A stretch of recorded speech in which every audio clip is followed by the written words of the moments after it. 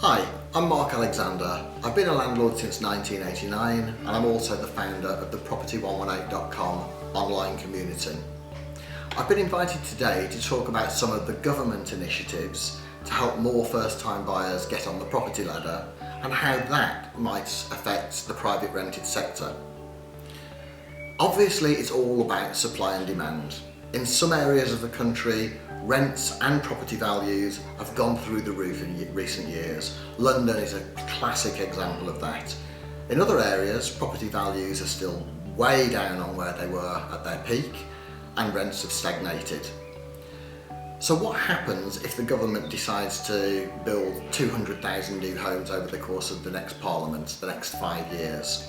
What happens about all of these Help to Buy schemes? Will it really adversely affect the private rented sector? Well, in my personal opinion, no it won't. We live on an island. We simply cannot develop new land. And the land that we've already got, there's not enough planning permission, there's not enough construction skills, there's not enough funding to develop enough property to meet the demand of the growing population. We know that that demand is about 250,000 new homes required per year. We know that that demand hasn't been met for literally decades, which was why we've got millions of people who are technically homeless. Now that doesn't mean living on the streets in a sleeping bag. Homeless people can be young families that are still having to live with parents, sofa surfers, people who are sharing accommodation, people who are on council housing waiting lists simply because they can't find a property. Now, there are literally over 1 million of those people. So even if we were to develop another 200,000 homes a year, we'd only keep up with the current demand. We wouldn't satisfy the pent-up demand that already exists.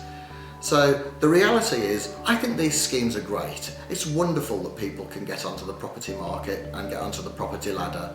But it's only going to be the chosen few. The ones who really work hard, maybe have 2 jobs, save really hard, are the people that are going to end up owning their own homes that are currently renting or currently homeless.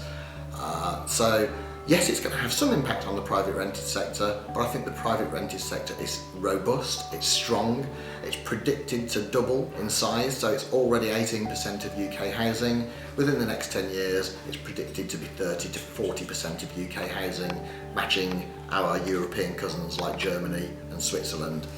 So the sector is strong, but I do welcome the opportunity that's being created for new first-time buyers to get on the housing ladder. They're my thoughts. What are yours?